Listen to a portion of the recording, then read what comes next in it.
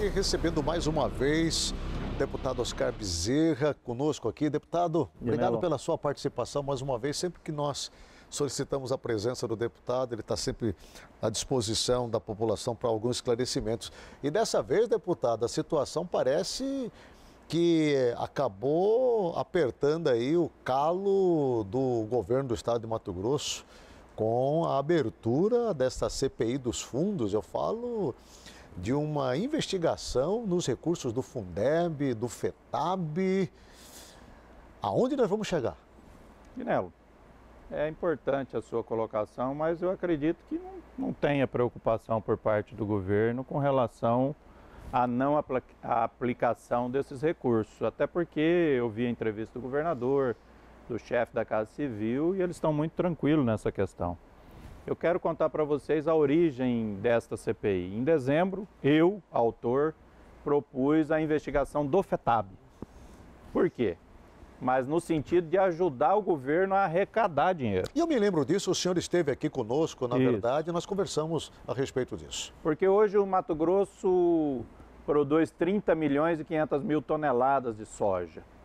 Se dividir isso aí por saco, dá 508 milhões de saco. Vezes 1,58, que é o FETAB, nós teríamos que estar arrecadando só da soja 800 e poucos milhões de reais. E, no entanto, está arrecadando 600 e poucos milhões de reais no total, no contexto geral. Ou seja, então tem uma sonegação em cima disso aí. É o produtor? Não, eu não acho que é o produtor, porque eu sou produtor e quando eu faço, por exemplo, um contrato com o meu fornecedor de insumo de adubo, ele já me retém o FETAB e todos os produtores pagam o FETAB. Só que a segunda operação não está tendo essa fiscalização e essa obrigatoriedade do pagamento. Então, eu acredito que esteja aí o gargalo. E aí, quando nós propomos do FETAB, não tivemos êxito na coleta das assinaturas. E como tem essa suspeita no final do ano de que foi utilizado o recurso indevidamente do Fundeb, no ano que passou e quando entrou o FEX devolveu o dinheiro do Fundeb, por isso não deu para cumprir com os comprometimentos. Isso é uma alegação da MM e de alguns parlamentares. Eu falei, não existe nenhum problema de incluir o Fundeb então, porque se o governo não tem nenhum problema, não existe nada errado, como o próprio governador e o chefe da Casa Civil falou, é óbvio que não vai dar em nada.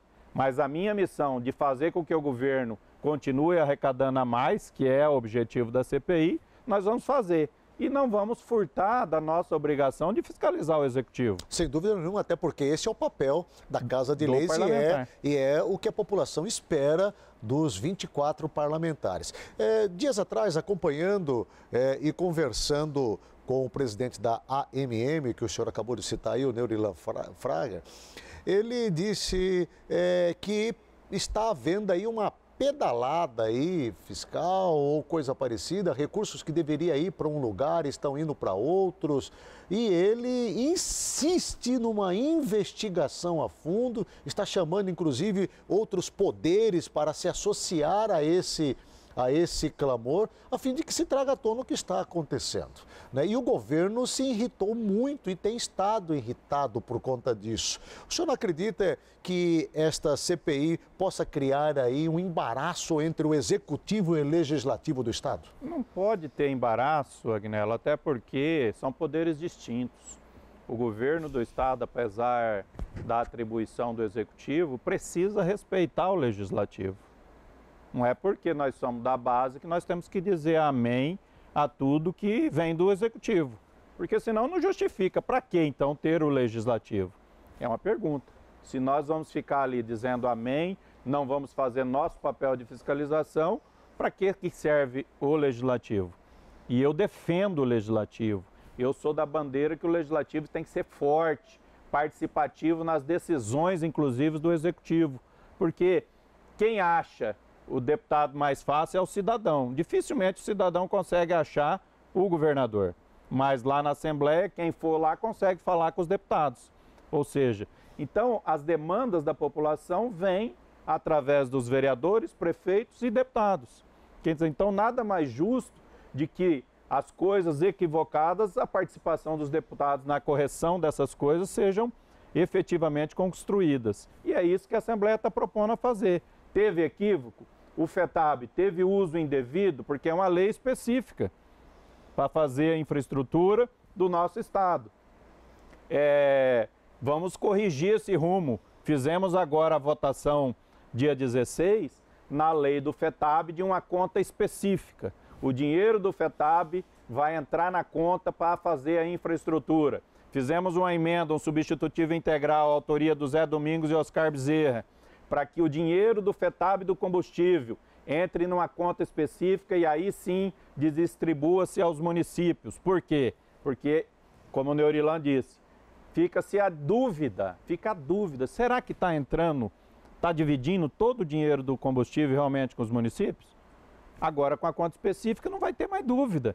Então, a transparência é que nós estamos propondo. Eu não sei por que o governo, de repente, possa estar chateado com a gente. Bem, obviamente, há inúmeros questionamentos que estão sendo feitos nesse momento e um deles parte exatamente do Executivo, que a Assembleia Legislativa estaria, nesse momento, aproveitando de uma situação para colocar a faca no pescoço do governador Pedro Táxi por conta exatamente dos acordos não cumpridos ao longo desses últimos 3 anos e que coloca, obviamente, os parlamentares numa situação muito ruim com a base. E é ano eleitoral, então juntou-se a fome com a vontade de comer aí. Até que ponto isso é verdade? Até que ponto isso não é mais uma tentativa de desequilibrar essa questão? Veja bem, os deputados estaduais têm emendas impositivas.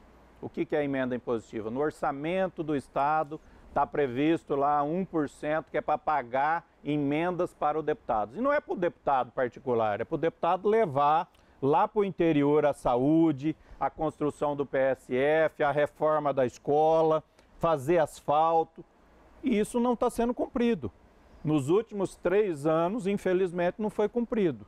Então, essa fome com a vontade de comer pode ser que veio a culminar com essa denúncia que houve do uso indevido do recurso. Agora, se tivesse sido cumprido com os parlamentares, pode ser que teria minimizado, não seria 16 assinaturas como foi. E que pode aumentar. Pode aumentar. E que pode aumentar, se comenta exatamente a respeito disso, o que coloca a situação realmente ainda mais quente do ponto de vista deste despertamento da Assembleia Legislativa com o Executivo. Agora, deputado Oscar Bezerra, já tem os nomes de quem vai presidir, quem vai relatar? Não, nós estamos constituindo, que a lei determina assim, os grupos de oposição, situação de, obviamente, os neutros, precisam ser constituídos todo o início de legislatura. Esse finalizou agora no final do ano e de agora na volta em fevereiro vai ser constituído esses novos grupos e, consequentemente, esses grupos de lideranças partidárias é que indicam proporcionalmente quem vai presidir, quem vai relatar e membros da CPI.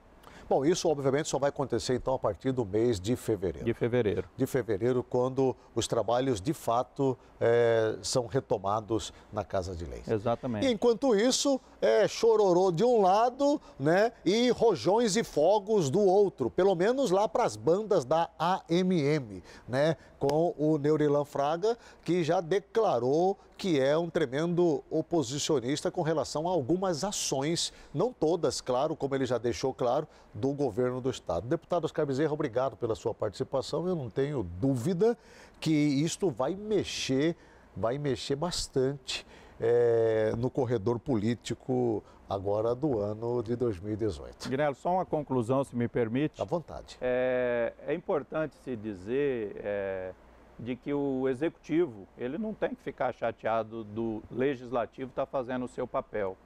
E o que nós queremos é levar à população de Mato Grosso a real informação. Então fica a dica para o Executivo de que não adianta querer, de repente, boicotar o Legislativo. Secretário não atende, o governador cancela a agenda, algo nesse sentido, que não vai ajudar em nada. Isso já está acontecendo, deputado? Já está acontecendo, porque o senhor fala de uma maneira como se já tivesse sentido os reflexos. Já está, infelizmente, Agnello. E eu acho que nós todos temos que caminhar numa mesma direção, que é fazer a correção dos rumos, dos equívocos que está sendo cometido nesse Estado.